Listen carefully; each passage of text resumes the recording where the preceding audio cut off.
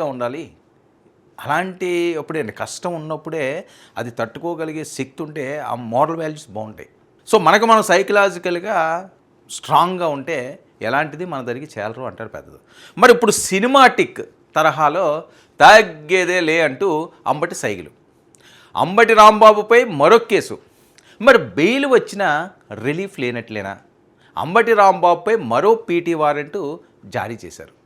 కోర్టులో హాజరుపరచడం, మరి అక్కడ పరిస్థితులు, కోర్టులో వచ్చినప్పుడు కూడా ఆయన అంత ధైర్యంగా ఉండడం అన్నది చాలా ఆశ్చర్యకరంగా కలిగిస్తున్నది. ఇంతకుముందు ఎవరు అరెస్ట్ అయినా సరే, వల్లభనేని అరెస్ట్ అవనియండి, లేకపోతే ఇంకొకరు అరెస్ట్ అవనియండి, ఇంకోటి అరెస్ట్ అవనియండి, ఈ టైప్ సైకిల్ చేయలేదు. ఎందుకంటే ఆయన జోషి అలా ఉంటుంది కదా. సంక్రాంతి వచ్చిందంటే ఆయన అంబటి వీడియో ఎలా ఉంటుందో తెలుసు కదా. ఓ డ్యాన్సులతోటి ఫుల్ జోష్గా ఎంజాయ్ చేస్తుంటాడు. సరే, మరి 2026 మరి ఆయనకి టైం బాగాలేదో ఏంటో కానీ డ్యాన్సులు వేసిన ఒక్క నెలలోనే ఈ రకంగా ఆయనకి జరగడం చాలా బాధాకరం వాళ్ళ కుటుంబ సభ్యులకి అందరికీ. అయితే ఈ వరుసపెట్టి పీరియడ్ బెయిల్ వస్తుంటే మళ్ళీ పీటీ వారెంట్లు వేయడం ఏంటి, మళ్ళీ తీసుకురావడం. ఈ కేసు ఏంటి ఇప్పుడు ఇందులోని కీలకమైన అంశం?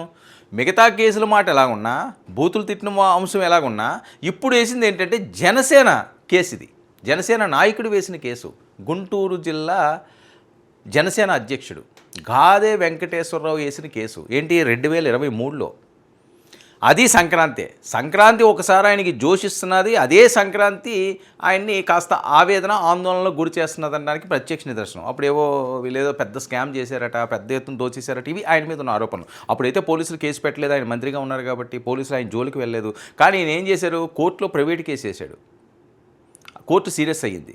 ఇలా జరిగిందంటే ఏంటో చేయండి అని. ఇప్పుడు దాన్ని తీసినట్టున్నారు. అంటే 36 కేసులకు సంబంధించి రాష్ట్రం నలుమూలలో ఉన్న కేసులన్నీ కూడా ఏదైనా ఒక పీటీ వారెంట్ తోటో ఒక రిమాండ్ తోటి వెళ్ళినప్పుడు ఈయన చరిత్ర అంతా కూడా రాస్తారట.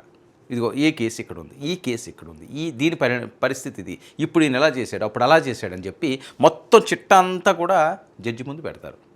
దాని మీద ఒకటి బెయిల్ వస్తుంటే ఓ పీటీ వారెంట్, బెయిల్ వస్తుంటే పీటీ వారెంట్లు మళ్ళీ తీసుకెళ్ళడం, అందులో తీసుకెళ్ళడం, ఇలాంటి ఒక గజిబిజి గందరగోళం కింద ఉన్నది. ఈరోజు విడుదలైపోతారంటే మళ్ళీ కోర్టు ముందు ఆయన ఉన్నటువంటి బెయిల్ వచ్చినా జైలేనా? ఇది కదా ఇప్పుడు అందరూ మాట్లాడుతున్న అంశం. మరి చంద్రబాబుపై బూతుల కేసులో, అలాగే గత ఏడాది నవంబర్ 12 నమోదైన కేసులో అంబటికి బెయిల్ వచ్చిందండి. మరి బెయిల్ వచ్చిన ఇబ్బందుల్లోనే ఇంకా అంబటి ఉన్నారు. రాజమండ్రి నుంచి గుంటూరుకు తరలింపు. మరి బిగుసుకుంటున్న 2023 సంక్రాంతి అక్రమ వసూళ్ల కేసు. నేను ముందుగా ప్రస్తావించినట్లుగా మరి లాటరీతో అక్రమ వసూళ్లకు పాల్పడ్డారని అంబటిపై కేసు వేయడం జరిగింది. 2023లో సంక్రాంతి సంబరాల పేరిట లక్కీ డ్రా నిర్వహించిన అంబటి లాటరీ పేరిట అవినీతికి పాల్పడ్డారని ప్రధానంగా దీని మీద ఉన్న కేసు. మరి జనసేన గుంటూరు జిల్లా అధ్యక్షుడు నేను ముందుగా చెప్పినట్లుగా గాదే ఫిర్యాదుతోటి కేసు. తాజాగా ఆ కేసులో పీటీ వారెంట్ జారీ. మరి గుంటూరు కోర్టులో ఈయన హాజరు. ఏ నిమిషంలోనైనా రిమాండ్ వేయచ్చు, రిమాండ్ వేయకపోతే విడుదల అవుతుంది. అంటే ఏదో మరొకటి, ఆయన పోలీసు వాహనంలోనండి, పోలీసు వాహనంలో నుంచే వైసీపీ కార్యకర్తలకు అంబటి సైగులు. నేను బాగున్నాను, తగ్గేదేలే, ఏం చేసుకుంటారో చేసుకుంటా అంటున్నాడు. చాలా ఇంట్రెస్టింగ్గా ఉన్నది ఈయన వెర్షను. ఏంటి ఆ సైకిల్ చేయడం ఏంటి, అంత కాన్ఫిడెంట్గా ఎలా ఉన్నారని. మరి తగ్గేదేలే అంటూ పుష్ప స్టైల్ రియాక్షన్ అంటే ఒక్కసారి బ్లాక్ బస్టరే కదా. వాహనం దిగాక పోలీసులతో డోంట్ టచ్ మీ అంటూ కామెంట్లు కూడా. పోలీసులు ఆయన్ని టచ్ చేసినా, లేకపోతే పోలీసులు ఆయన ఏమైనా సీరియస్గా తీసుకెళ్దామని చూసినా ఆయన అసలు క్షమించట్లేదు. మొన్న కూడా అది వీడియో ఒకటి వైరల్ అయింది. ఆ రకంగానే పోలీసులు ఎలా అంటే ఇలా అంటున్నారు, ఇప్పుడేమని డోంట్ టచ్ మీ అంటున్నారు అని వస్తున్న వార్తల నేపథ్యం.